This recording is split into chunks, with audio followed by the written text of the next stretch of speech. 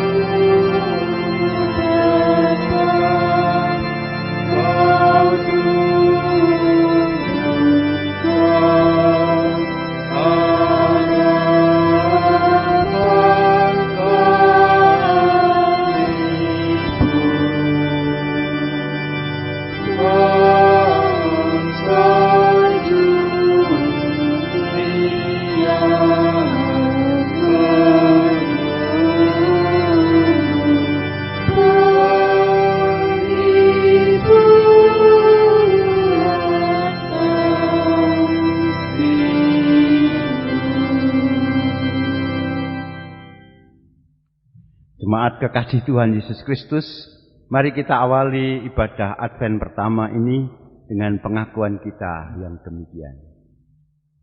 Tuhan yang menciptakan langit dan bumi adalah sumber pertolongan kami.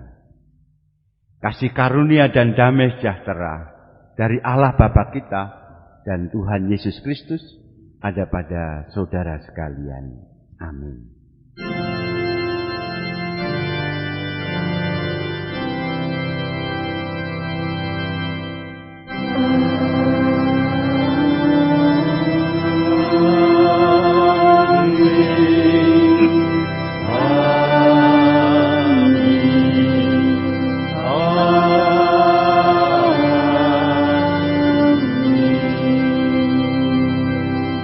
Dipersilakan duduk. Kita ungkapkan pemeliharaan, bimbingan, dan kita syukuri dengan nyanyian pujian melalui Kidung Jemaat 76 bait yang kedua. Raja mulia kau lahir bagai anak yang lembut.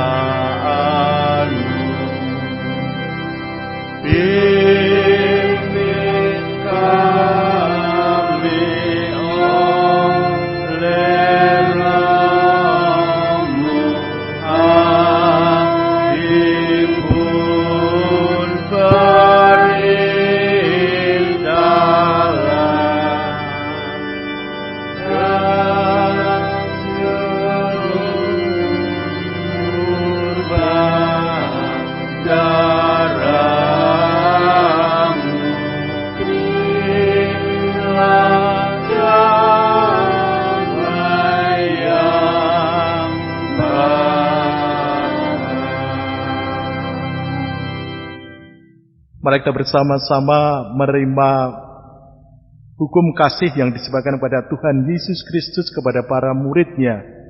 Dan sampai sekarang pun akan kita lakukan dalam kehidupan sehari-hari sebagai murid Kristus.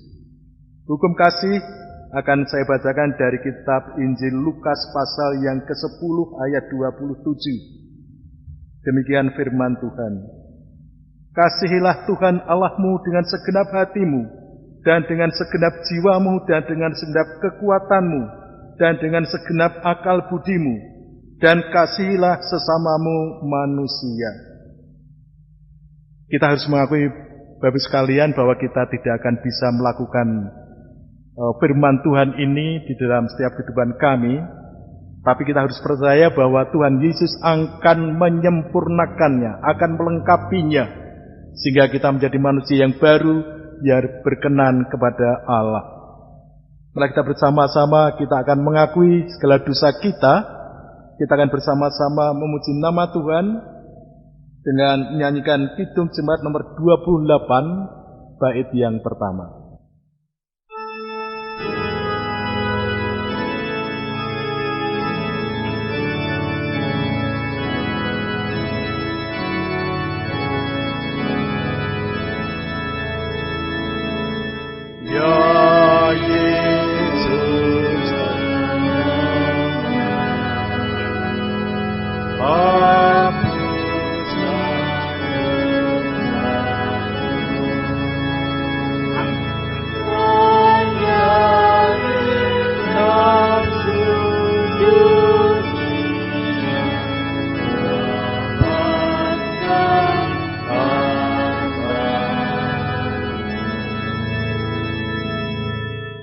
Kepada setiap orang yang mengaku dirinya mereka tidak berdosa, maka dia menjadi penipu dan pendusta di hadapan Tuhan.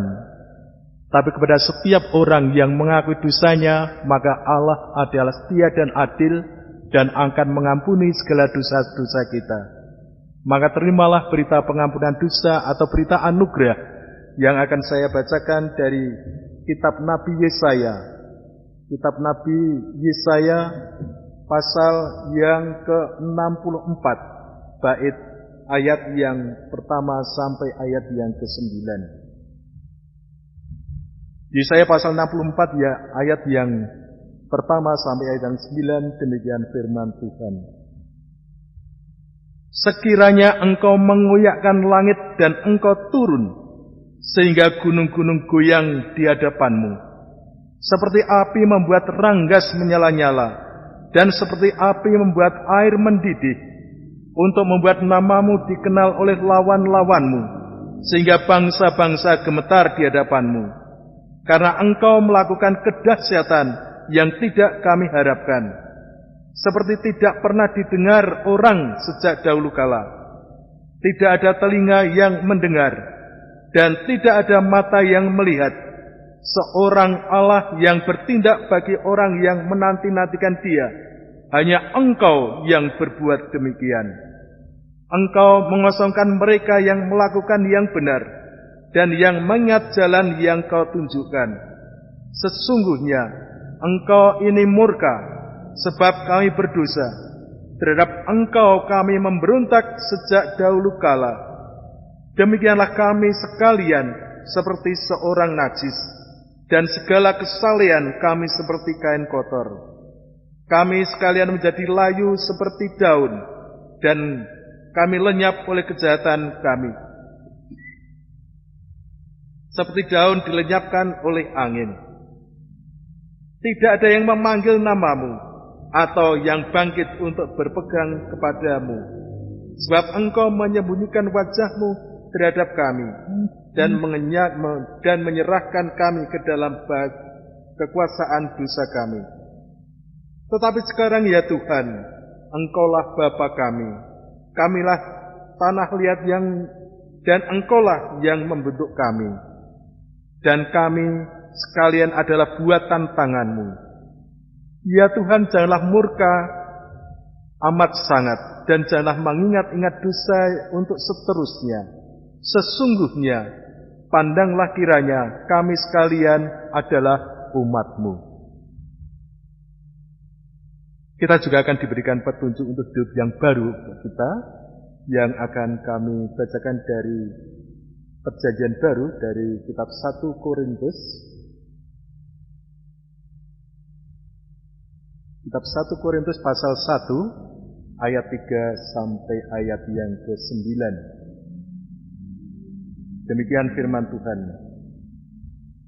Aku senantiasa mengucap syukur kepada Allahku karena kamu atas kasih karunia Allah yang dianugerahkan kepada kami dalam Kristus Yesus. Sebab di dalam Dia kamu telah menjadi kaya dalam segala hal, dalam segala macam perkataan dan segala macam pengetahuan, sesuai dengan kesaksian tentang Kristus yang telah diteguhkan di antara kamu. Demikianlah kamu tidak kekurangan dalam suatu karunia pun, sementara kamu menantikan penyataan Tuhan kita Yesus Kristus.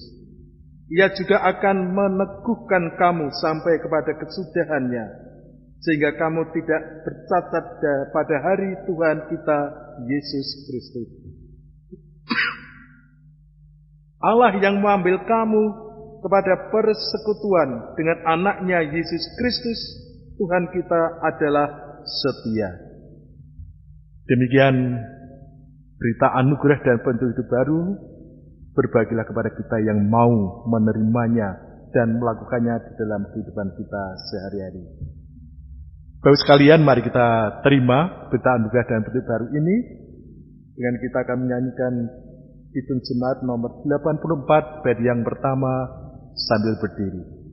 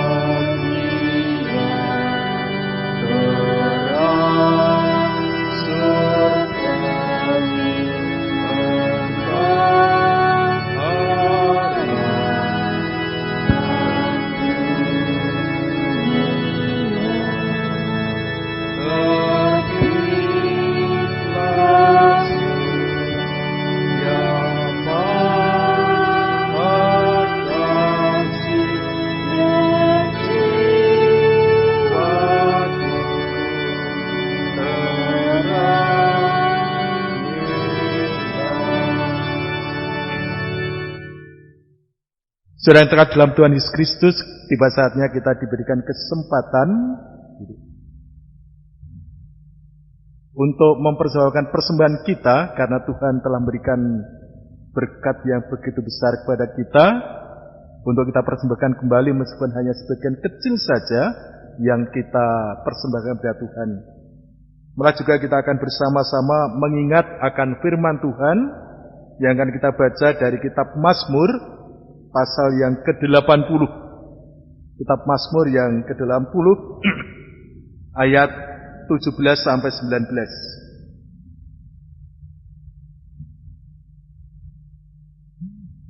Yang demikian firman-Nya. Mereka telah membakarnya dengan api dan menebangnya. Biarlah mereka hilang lenyap oleh hardik wajah-Mu. Kiranya tangan-Mu melindungi orang yang di sebelah kanan-Mu, anak manusia yang telah Kau teguhkan bagi diri-Mu itu. Maka kami tidak akan menyimpang daripadamu. Biarkanlah kami hidup, maka kami akan menyerukan nama-Mu. Sementara kita akan persembahkan persembahan, akan kita iringi juga dengan nyanyian Kidung Jemaat nomor, Kidung PKJ nomor 146 bait yang pertama.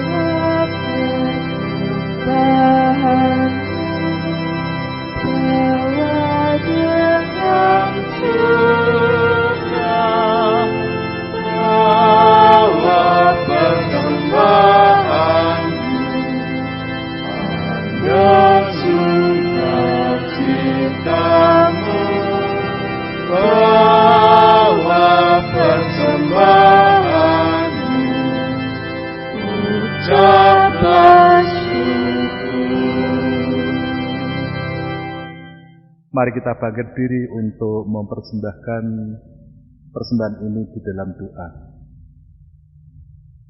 Maha besar Tuhan Allah Bapa kami yang bertahta di dalam kerajaan surga yang mulia. Puji, syukur dan terima kasih kami panjatkan Bapa oleh karena Engkau senantiasa memberkati kami di setiap kehidupan kami. Engkau senantiasa melawat kami dalam setiap apa yang ada dalam kehidupan kami. Dan berkenalah pada pagi ini kami mengucapkan syukur dan mempersembahkan kembali meskipun hanya sebagian kecil berkat yang sudah kami terima. Tetapi walaupun kecil akan membawa berkat bagi kehidupan iman kami dalam mengembangkan dan menaburkan kasih kepada sesama kami. Dan pakailah hamba-Mu yang mengelola persembahan ini, kiranya apa yang diputuskannya sesuai dengan kehendak-Mu. Bapa dalam surga, sebentar kami akan mendengar firman yang kudus. Bukalah mata hati saudara Bapa untuk kami boleh mendengar firman-Mu, dan kiranya semuanya menjadi berkat bagi kehidupan iman kami. Dan pakailah hamba-Mu Bapak Pendeta Setia Utomo yang akan mengantar firman ini, kiranya disembahkannya benar-benar menjadi berkat bagi kehidupan iman kami. Ampunkan dosa selawan Bapa, doa dan permohonan kami akan di dalam nama yang kudus Tuhan Yesus Kristus. Amin. Silakan duduk. Bapak Ibu, jemaat milik Tuhan Yesus Kristus, bacaan Injil kita sudah masuk ke tahun B. Bacaan kita terambil dari Injil Markus.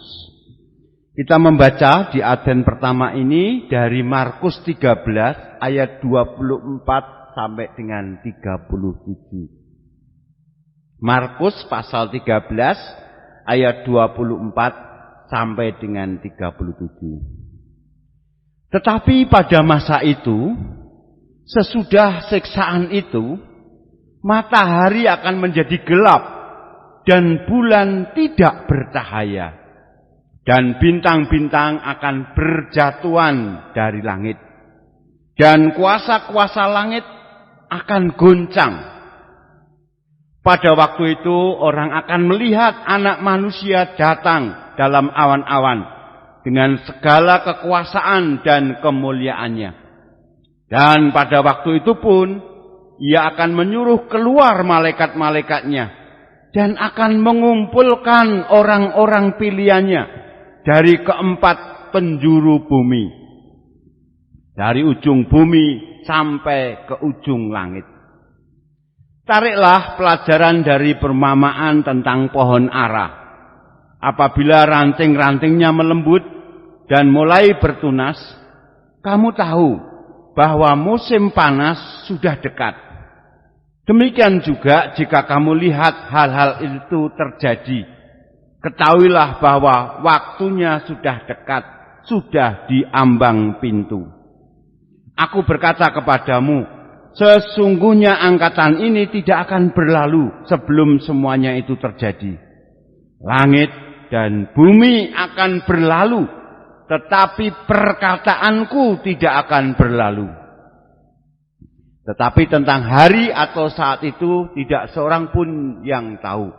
Malaikat-malaikat di surga tidak, dan Anak pun tidak, hanya Bapa saja.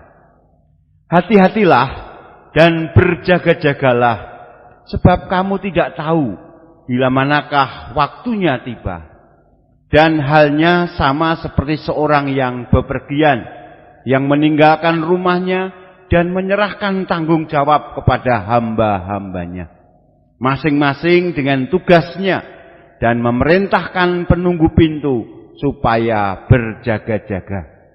Karena itu berjaga-jagalah, sebab kamu tidak tahu bila manakah tuan rumah itu pulang, menjelang malam, atau tengah malam, atau larut malam, atau pagi-pagi buta. Supaya kalau ia tiba-tiba datang, jangan kamu didapatinya sedang tidur. Apa yang kukatakan kepada kamu, kukatakan kepada semua orang. Berjaga-jagalah. Yang berbahagia ialah mereka yang mendengarkan firman Tuhan dan yang memelihara. Haleluya. Amin.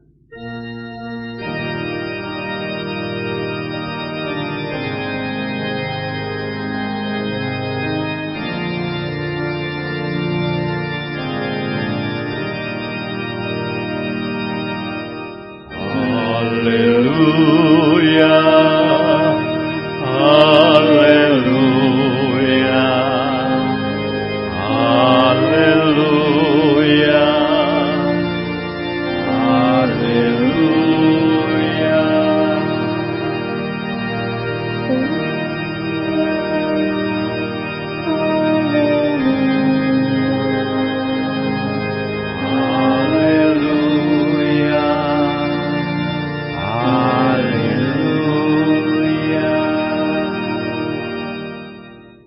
Bapak Ibu yang terkasih di dalam Kristus Yesus, di minggu Advent yang pertama di tahun 2020 ini, kita disodori tema berdoa dan berjaga-jaga. Bapak Ibu yang terkasih, minggu Advent itu dirancang untuk mengingatkan kita. Jadi minggu pertama kalender gerejawi berupa minggu Advent itu dirancang untuk mengingatkan kita. Mengingatkan kepada juru selamat kita. Mengapa Tuhan Yesus perlu datang ke dunia ini? Mengapa Tuhan Yesus nanti datang kedua kali? Ya, jadi kita diajak untuk fokus pada arti kedatangan Tuhan. Arti kehadiran Tuhan di muka bumi ini. Jadi Bapak Ibu, di minggu Advent ini mengingatkan kita supaya kita tidak terburu-buru untuk melalui bulan Desember, supaya kita tidak ingin bersegera langsung Natalan. Kita diajak untuk mencoba menggunakan 4 minggu sebelum Natal itu untuk ya sejenak menghayati, merenungkan kembali Mengapa toh kita membutuhkan Tuhan hadir? Mengapa Tuhan datang di muka bumi ini, baik yang pertama maupun yang kedua? Mengapa toh Tuhan perlu intervensi campur tangan dalam kehidupan dunia ini, dalam kehidupan saudara dan saya? Dan bagaimana persiapan kita, apa yang perlu kita lakukan untuk siap-siap menerima campur tangan atau intervensi Tuhan dalam kehidupan kita? Jadi 4 minggu ini kita diajak untuk memahami benar kedatangan dan maksud kedatangan Tuhan, dan kita juga diajak untuk mempersiapkan hati supaya hati kita itu terbuka pada intervensi Tuhan. Nah, Bapak Ibu yang terkasih, mari kita lihat di dalam bacaan kita. Di dalam teks Yesaya tadi, saya kembali mengingatkan teks Yesaya ini ditulis di tengah-tengah pengasingan bangsa Israel di Babel. Dan itu dimulai dengan kata-kata yang mungkin sedikit menakutkan atau mengejutkan. Di ayat 1 tadi kita mendengarkan bersama, sekiranya engkau mengoyakkan langit dan engkau turun. Jadi kita melihat tadi dalam gambaran Yesaya 64, demikian juga dalam Injil, kita bisa melihat suatu peristiwa-peristiwa yang luar biasa. Nah,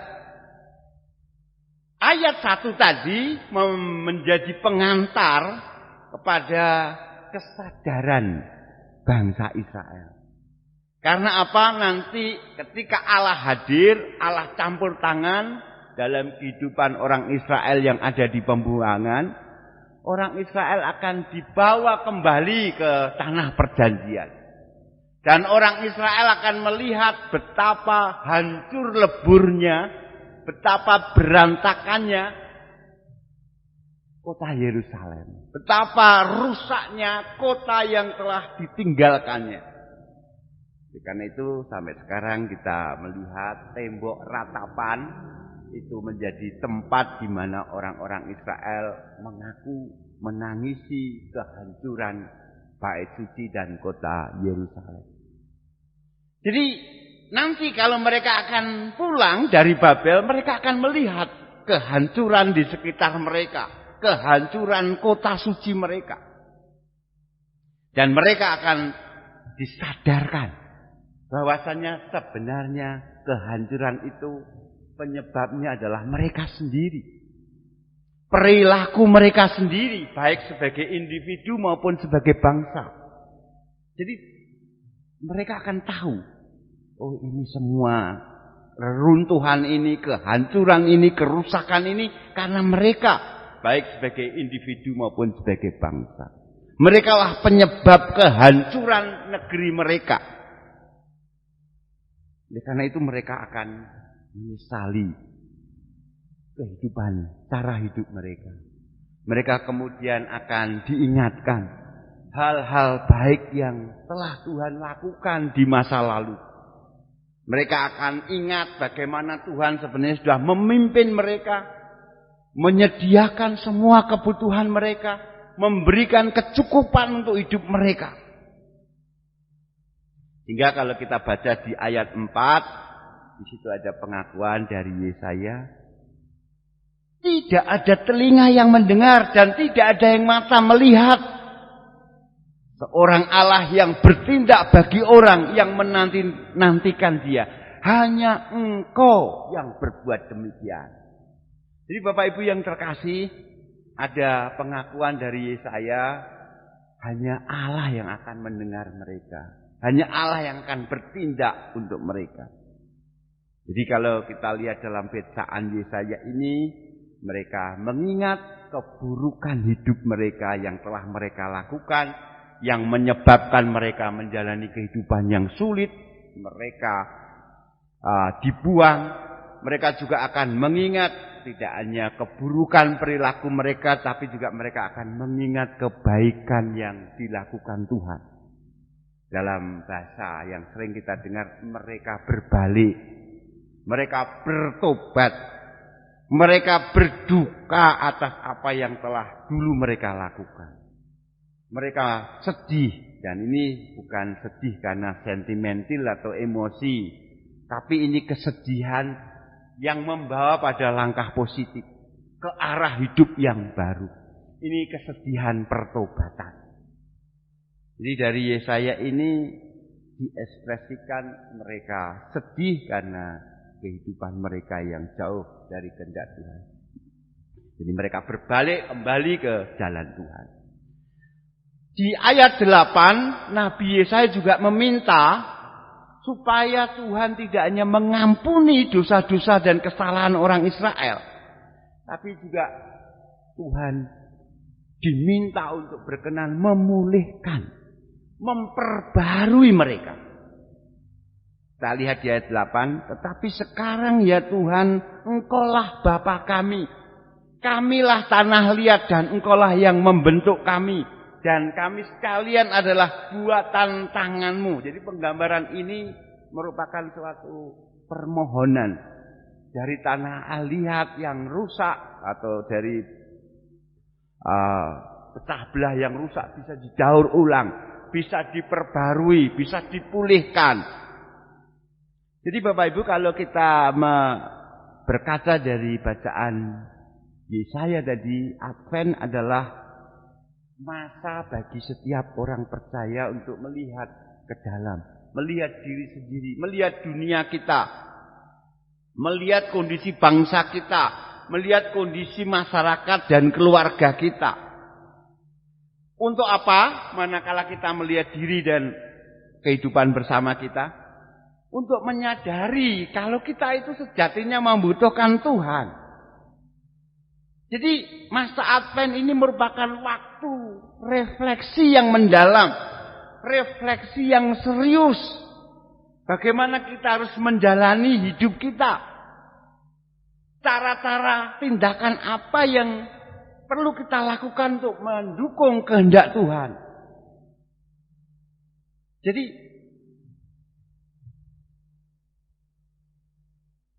jangan sampai kehidupan kita justru menjadi penghalang terwujudnya kehendak Tuhan. Inilah yang disebut dengan waktu reorientasi. Mengarahkan kembali hidup kita agar sejalan dengan apa yang Tuhan kehendaki. Oleh karena itu, minggu pertama ini seringkali disebut sebagai minggu pertobatan. Hal yang senada juga kita terima dalam Mazmur 80 tadi. Dalam ayat 2a, 2b dan ayat 3 tadi, ada satu semacam litani. Pemimpin biduan mengatakan, bangkitkanlah keperkasaanmu dan datanglah untuk menyelamatkan kami. Lalu umat menjawab di ayat 3, ya Allah, pulihkanlah kami, buatlah wajahmu bersinar, maka kami akan selamat. Jadi jawaban umat di ayat 3 ini nanti akan diulangi di seluruh teks Mazmur 80. Sekali lagi, kalau kita lihat itu adalah suatu seruan agar Tuhan berkenan hadir, Tuhan berkenan campur tangan, memulihkan kembali. Jadi Bapak Ibu, minggu Advent ini adalah minggu permohonan supaya Tuhan berkenan untuk campur tangan. Tuhan intervensi. Sementara itu Bapak Ibu, dalam bacaan Korintus, penulis surat kepada jemaat Korintus ini mengingatkan. Dalam hal ini Paulus mengingatkan tadi sudah begitu luar biasa keadaan jemaat, betapa luar biasa berkat. Engkau kaya dalam segala hal. Nah, penulis surat Paulus mengajak jemaat di Korintus supaya tidak fokus pada perbedaan. Nah, Indonesia NKRI ini kaya raya, kebinekaannya macam-macam. Jangan fokus pada perbedaan. Namun oleh Paulus diminta untuk fokus pada karunia apapun yang telah Tuhan berikan. Karena apa? Karunia yang telah diberikan itu tentu memiliki tujuan. Tidak hanya supaya kita bisa mencukupi kebutuhan kita, tidak hanya supaya mencukupi pelayanan kita, tetapi juga untuk kehidupan bersama. Supaya bisa terjadi kehendak Allah di muka bumi ini. Oleh karena itu, jadi penulis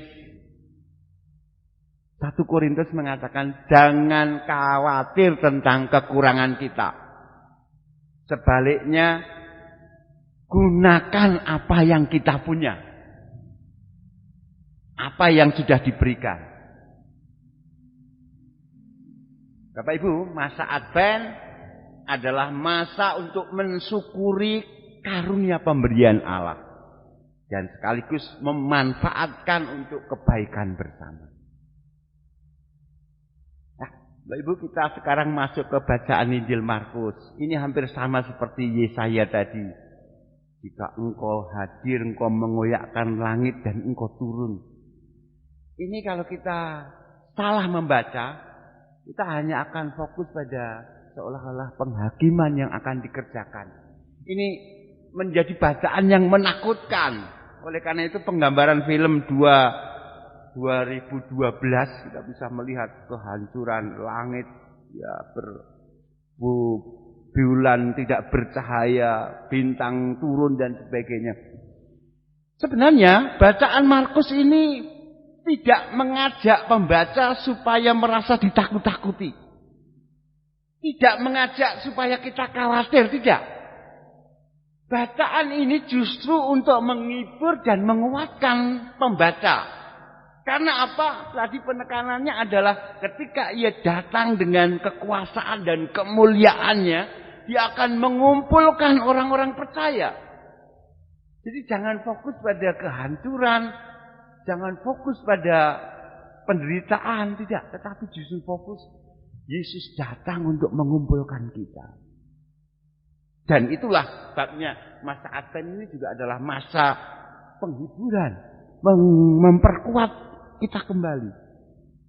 Memang dunia di sekitar kita tadi dikatakan akan berlalu dengan cepat berubah. Tapi firman-Nya tidak akan berlalu. Artinya apa? Firman-Nya juga akan hidup pada diri setiap orang percaya. Kita mengaku gereja adalah tubuh Kristus. Kristus adalah kepala.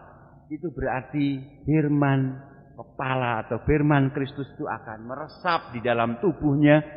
Sehingga tubuhnya itu akan melakukan tugas-tugas apa yang dikehendaki oleh sang kepala, yaitu Kristus. Oleh karena itu jadilah umat Yesus. Jadilah kehadiran Yesus. Jadilah tubuh Kristus. Secara harfiah, sekali lagi kita ini adalah anggota tubuh Kristus. Dan tentunya akan selalu siap sedia untuk menyampaikan apa yang menjadi firman Kristus. Jadi Bapak Ibu, Advent adalah waktu untuk menunggu Tuhan datang, menunggu intervensi campur tangan Tuhan. Tapi ini bukan penantian yang tanpa harapan atau tanpa daya. Terlebih di masa pandemi ini. Jangan hanya itu penantian yang karena ya daripada putus asa, berangan-angan lah. Tidak. Tapi Advent adalah seperti dalam bacaan Injil tadi. Advent adalah kata-kata Yesus yang menjelma di dalam perilaku tubuhnya. Tubuh Kristus, yaitu gereja. Kita diminta supaya tidak memperhatikan langit tapi justru memperhatikan bumi di mana kita berpijak. Memperhatikan waktu, memperhatikan tempat. Dan itu merupakan kesempatan bagi kita untuk menampilkan iman. Jangan sampai justru menjadi seperti bacaan 1 Korintus. Waktu dan kesempatan itu hanya fokus pada perbedaan. Dan itu jadi sumber konflik. Tidak. Kita harus fokus pada kekayaan anugerah. Itulah sebabnya Advent adalah waktu untuk membuka diri. Waktu untuk hati yang terbuka pada Tuhan. campur tangan Tuhan di hari ini dan di masa depan kita. Sekali lagi, jangan melihat masa depan dengan rasa takut. Mari kita melihat masa depan dengan iman, dengan harapan, dengan melayani mereka yang membutuhkan. Amin. Saat teduh untuk kita.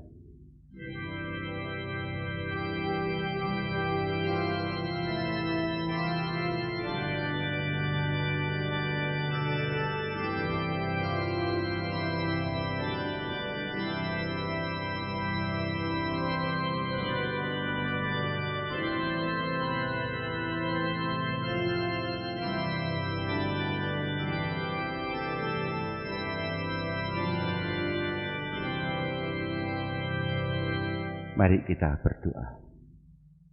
Puji dan syukur ya Allah, karena kami Engkau izinkan untuk memasuki masa Advent dan Natal di tahun 2020 ini.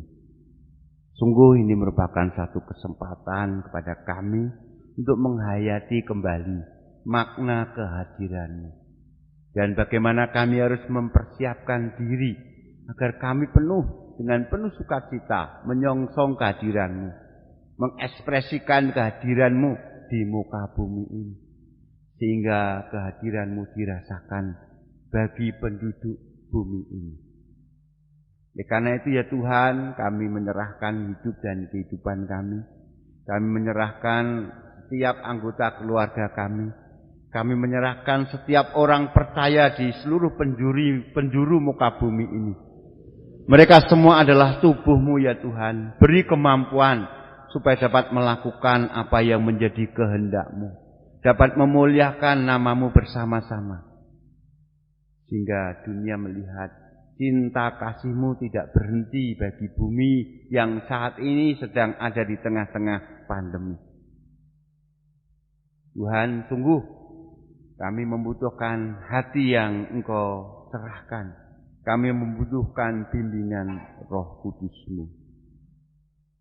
Kami juga menyerahkan saudara-saudara seiman kami yang sedang sakit, yang sedang dalam kesusahan, yang ada dalam penderitaan. Tuhan, tolong kami agar dapat dengan bijaksana menjadi alat-Mu mengasihi saudara-saudara kami. Kami juga berdoa untuk perjuangan para pemimpin dan bangsa negara kami. Tuhan, Engkau kasihi para pemimpin bangsa dan negara kami, sehingga mereka juga dapat mengasihi kami, melakukan kehendak-Mu, mendatangkan kesejahteraan dan kedamaian dalam hidup berbangsa dan bernegara kami. Kesempurnaan doa kami hanya kami lakukan dengan kami berdoa sebagaimana yang diajarkan oleh Yesus Juru Selamat kami. Bapa kami yang di surga, dikuduskanlah nama-Mu, datanglah kerajaan-Mu, jadilah kehendak-Mu di bumi seperti di surga. Berikanlah kami pada hari ini makanan kami yang secukupnya, dan ampunlah kami akan kesalahan kami, seperti kami juga mengampuni orang yang bersalah kepada kami. Dan janganlah membawa kami ke dalam pencobaan, tapi lepaskanlah kami daripada yang jahat. Karena Engkaulah yang punya kerajaan dan kuasa dan kemuliaan sampai selama-lamanya. Amin. Kami undang untuk bangkit berdiri, kita respon firman Tuhan tadi dengan Kidung Jemaat 432. Jika padaku ditanyakan apa yang akan kuberikan pada dunia.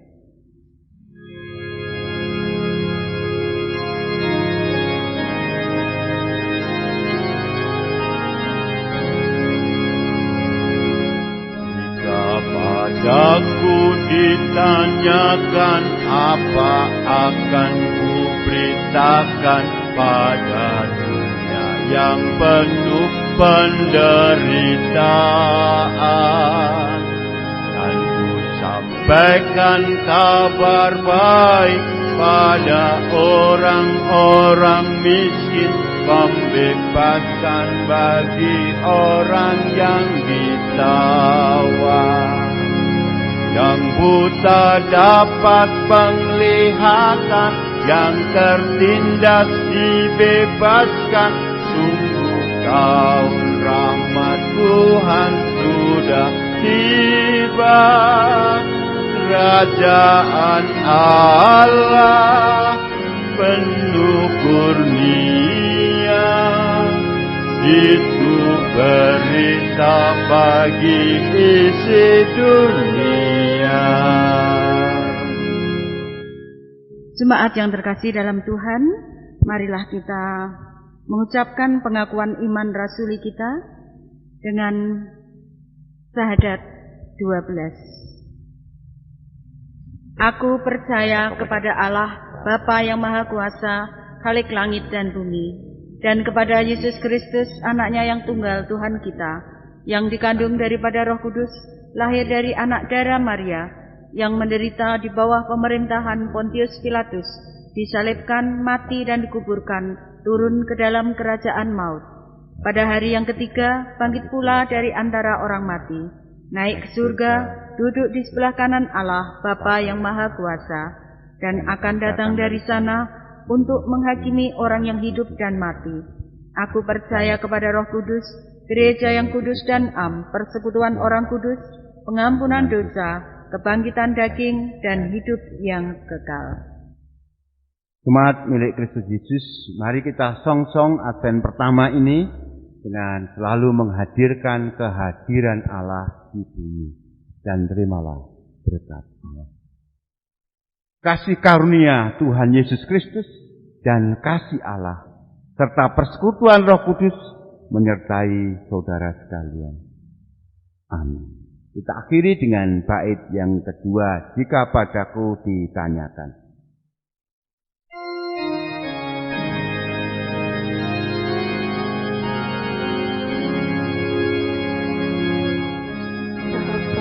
Aku ditanyakan apa akan ku sampaikan padamu yang penuh dengan cobaan.